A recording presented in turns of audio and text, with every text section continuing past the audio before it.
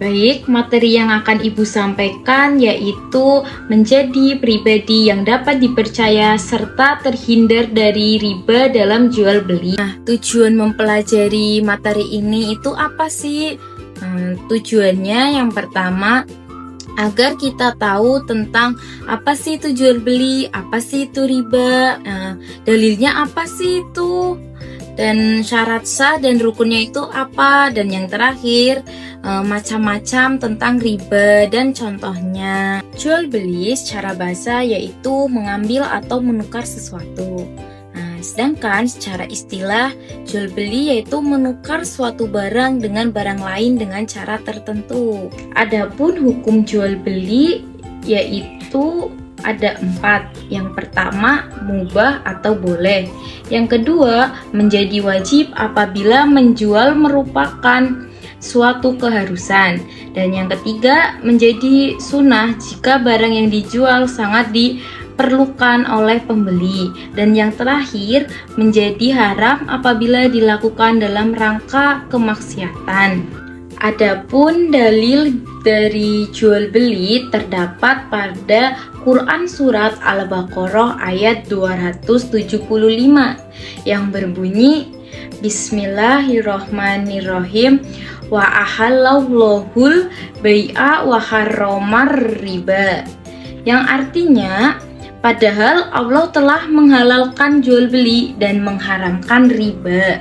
Materi selanjutnya yaitu rukun jual beli. Rukun jual beli itu terbagi menjadi 4. Yang pertama ada penjual, yang kedua ada pembeli, dan yang ketiga ada objek yang dijual belikan, dan yang terakhir adanya akad dan ijab kabul. Adapun syarat jual beli itu terbagi menjadi 3. Yang pertama itu berakal, yang kedua balik, dan yang ketiga ini dengan keinginan sendiri. Jadi maksud dengan keinginan sendiri ini itu tidak adanya keterpaksaan dari orang lain. Materi selanjutnya yaitu mengenai riba. Riba cara bahasa yaitu tambahan atau kelebihan. Sedangkan menurut istilah, riba itu tambahan harta yang disyaratkan dalam transaksi dari dua pelaku akad tukar-menukar antara harta dengan harta.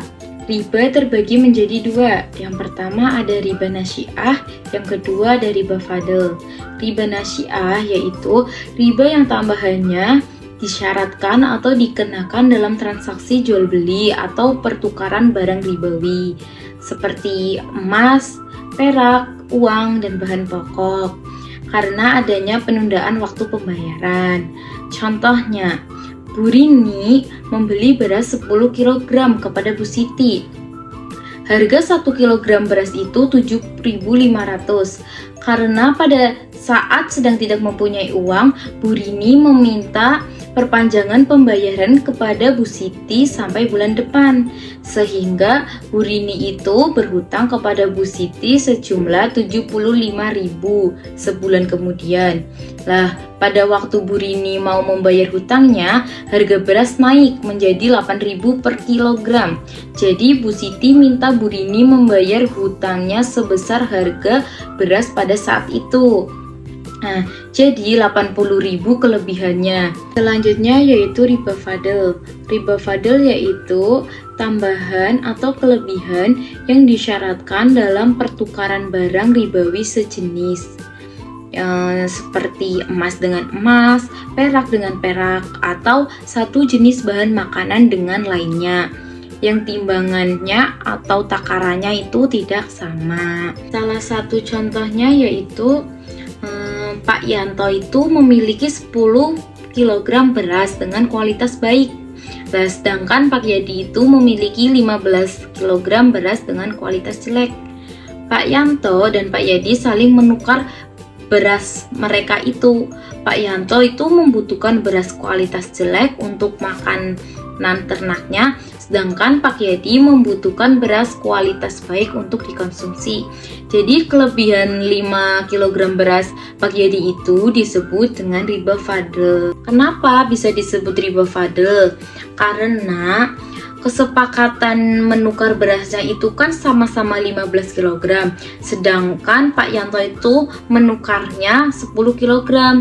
Jadi Pak Yanto itu menggelapkan 5 kg beras, dan 5 kg itu yang disebut riba fadl. Jadi kesimpulannya yaitu jual beli merupakan transaksi tukar-menukar barang yang hukum asalnya mubah dan harus memenuhi rukun serta syarat sah tertentu agar terhindar dari dosa.